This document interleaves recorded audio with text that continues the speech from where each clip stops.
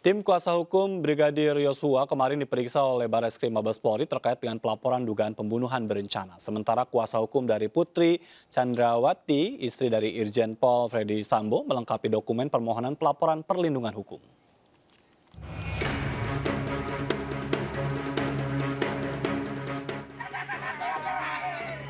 Jenazah Brigadir Joshua di Muaro Jambi telah diotopsi ulang setelah dikubur. Sebelumnya keluarga curiga dengan kondisi jenazah korban. Keluarga mencurigai kematian Brigadir Joshua tewas karena pembunuhan yang direncanakan. Kuasa hukum keluarga Brigadir Joshua telah melaporkan ke Barreskrim Polri dugaan pembunuhan berencana.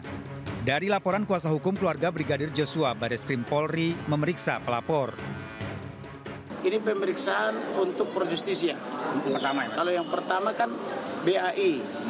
Setelah ditingkatkan menjadi sidik waktu itu ketika kami menyodorkan 11 orang saksi di Jambi, maka sekarang ini saya sebagai pelapor atau kami sebagai pelapor dipanggil untuk memberi keterangan dalam BAP pro justisia.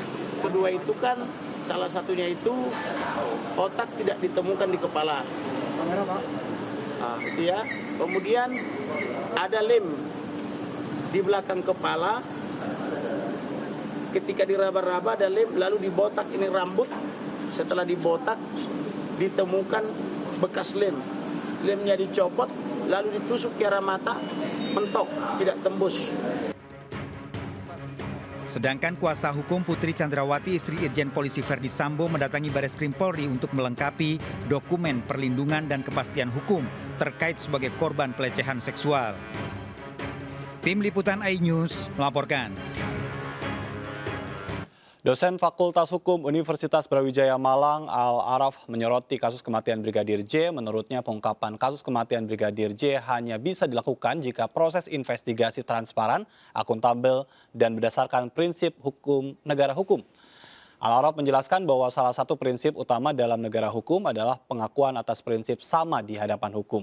Berdasarkan prinsip ini, setiap pihak yang terlibat harus dihormati hak-haknya, baik saksi maupun sebagai tersangka, seperti tidak boleh ada tekanan ataupun paksaan bagi siapapun dalam memberikan keterangan maupun informasi seputar kasus ini. Dan melengkapi dialog kita malam hari ini sudah bergabung melalui sambungan Zoom Eka Prasetya, kuasa hukum dari keluarga Brigadir Yosua, dan Albertus Wahyu Rudianto, Komisioner Kompolnas Republik Indonesia. Selamat malam, Bapak-Bapak. Selamat malam, Mas. Baik, saya ingin ke kuasa hukum terlebih dahulu. Mas Eka, kalau berbicara tentang pengungkapan demi pengungkapan, sejauh ini yang Anda lihat dari sisi keluarga Brigadir J, apakah memang sudah memuaskan? Ya, ada beberapa hal yang harus kami sampaikan selaku pelapor sekaligus kuasa dari almarhum Brigadir J. Yang pertama adalah mengenai perkembangan kasus, bahwa kami melaporkan kasus ini secara resmi pro justisia itu tanggal 18 Juli. Ya. Sedangkan di tanggal 20 Juli kami sudah menerima SP2HP dari pihak penyidik. Namun perkembangan terakhir kemarin ketika kami bertanya soal SP2HP selanjutnya siapa saja yang sudah diperiksa, siapa saja yang sudah dipanggil, penyidik tidak bisa menjelaskan. Gitu loh. Ini kok jadi penyidik kalah cepat sama Komnas HAM yang bisa manggil semuanya dan diperiksa untuk diselidiki. Baik. Ini ada apa? Anda melihat ada ada ketidakterbukaan begitu? Bukan masalah ketidakterbukaan. Ini laporan kami dikerjakan apa enggak, gitu loh. Karena kan laporan kami adalah pembunuhan berencana, pembunuhan dan penganiayaan berat. Kenapa yang dilakukan adalah hal yang lain ya, pelecehan seksual dan pengancaman gitu kan. Tetapi dalam prosesnya ada prarekonstruksi, ada ekshumasi. Yang tadinya ekshumasi itu permohonan resmi dari tim kuasa hukum waktu kita gelar perkara awal. Iya, baik. Tapi kan dalam beberapa kesempatan, misalnya otopsi ulang, kuasa hukum ikut dilibatkan begitu. Apakah itu tidak menjawab harapan yang disampaikan di awal memang oleh keluarga Brigadir Yosua? Sebenarnya kami juga mengapresiasi, tapi jadi ada satu hal yang miss di sini ya kan. Pertama soal olah TKP kami juga tidak diberitahu. Prarekonstruksi pun sampai saat ini belum ada jawaban dari pihak Polri. Baik. Ya kan? Iya, ini bisa dijawab oleh Pak Wahyu. Bagaimana komentarnya dari pengawasan yang Anda lakukan? Bagaimana sebetulnya bicara tentang transparansi? Ya, terima kasih, Mas. Jadi perlu kami tegaskan ya, ini sering kami sampaikan karena publik banyak yang salah duga tentang tupoksinya Kompolnas, Komnas HAM dan lainnya. Bahwa Kompolnas masuk di bagian tim ini bukan sebagai penyidik. Betul. Jadi Kompolnas tidak masuk dalam ranah penyidik. Kompolnas sudah pengawas. Lalu tadi kalau soal mengapa Komnas HAM yang tadinya dilibatkan tapi nggak bersedia kemudian di luar bisa memanggil. Komnas sesuai undang-undang, Komnas HAM punya kewenangan melakukan penyelidikan. Baik, tapi Kompolnas melihat apakah laporan demi laporan yang disampaikan oleh kuasa hukum itu diproses? On the track kami begini, kami tentu ada catatan-catatan ya. Catatan kami yang beberapa kami minta untuk diakselerasi. Termasuk permintaan-permintaan publik seperti otopsi ulang itu kami juga mendorong. Jadi apa yang menjadi respon publik itu juga menjadi aspirasi yang harus kami tangkap. Beberapa seperti 2 hari lalu ada advokat datang ke kantor Kompolnas, itu aspirasi yang harus kami dorong juga. Jadi posisi kami selain mengawasi juga mendorong agar kasus ini segera, karena begini, bagi Kompolnas kepentingannya semakin kasus ini berlarut-larut, maka spekulasi di luar akan semakin berkembang dan itu tidak baik untuk kepercayaan publik terhadap Polri. Iya. Nah, termasuk juga pernyataan-pernyataan yang disampaikan oleh kuasa hukum ya di media ya. Nah, ya itu jadi kita ingin sesegera mungkin, tentu harus hati-hati, tentu harus mengatur aturan. Itu kami paham ya. Tetapi kesan di publik itu kami coba dorong ke Polri, apa sih persoalannya, kesulitannya. Pertama, sudah dilakukan penonaktifan. Dalam istilah kami namanya problem struktural hierarkis.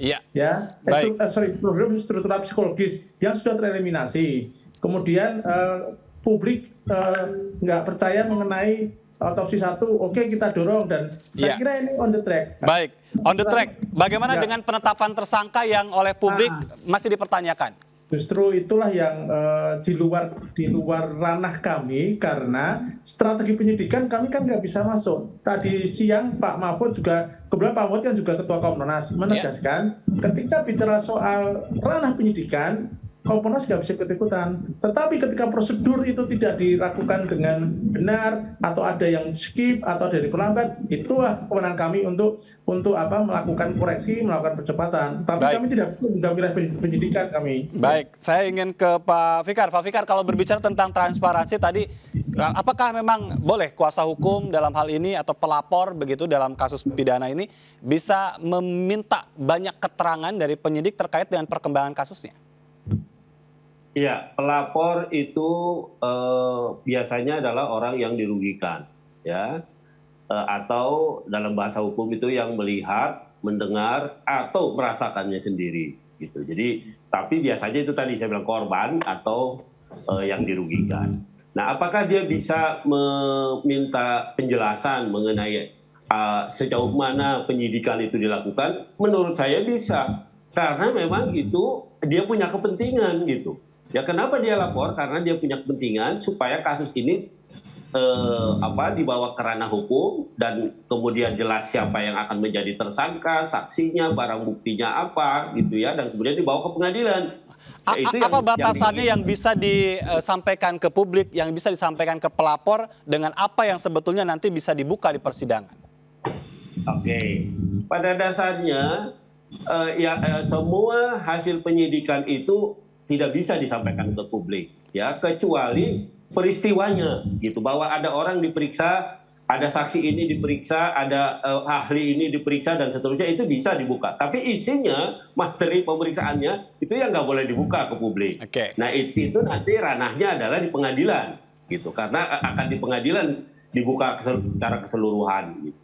Baik, saya ke Mas Eka. Mas Eka, dari apa yang memang dituntut oleh keluarga Brigadir Yosua begitu kan, dari beberapa hal yang nampak begitu kan, sepertinya ada dorongan begitu untuk membuat kasus ini memang tadi disampaikan oleh Pak Mahfud, ada sisi politisnya begitu. Bagaimana posisi dari tim kuasa hukum dalam konteks ini? Ya, sebenarnya masalah ada sisi politis atau sisi yang lain bukan kapasitas kami untuk mengomentari itu, Mas. Ya. Yang jelas ini pro justisia, ada laporan ya terkait dugaan pembunuhan berencana, pembunuhan dan penganiayaan berat yang mengakibatkan orang meninggal gitu kan. Nah, ada ketidakberimbangan gitu loh. Ada kami merasa ini tidak fairness gitu. Komnas HAM bisa panggil itu semua ajudannya, tapi kami sampai saat ini ketika ditanya SP2HP siapa saja saksi-saksi yang sudah dipanggil, penyidik tidak bisa jelasin. Dan itu yang membuat tim kuasa hukum mendatangi beberapa pihak begitu. Bisa memberikan input itu kepada penyidik itu. Ini udah 15 hari, Pak. Iya. SP2HP kami nggak ada gitu. Baik. Yang ada cuma pemeriksaan dari pelapor dan saksi-saksi yang kami ajukan. Baik, tapi mungkin itukah yang membuat tim kuasa hukum juga menyampaikan atau mendatangi beberapa orang termasuk juga Menko Polhukam hari ini? Gimana? Apakah itu juga yang membuat tim kuasa hukum menemui beberapa pihak begitu termasuk juga Menko Polhukam hari ini? Ya kalau saya lihat pihak keluarga sangat tidak percaya ya, makanya dia mencari jalan keadilan yang lain dengan menemui beberapa orang karena ini kan ada relasi kuasa juga di sini. Iya, baik. Ini bicara tentang juga tes ini Pak Wahyu ya.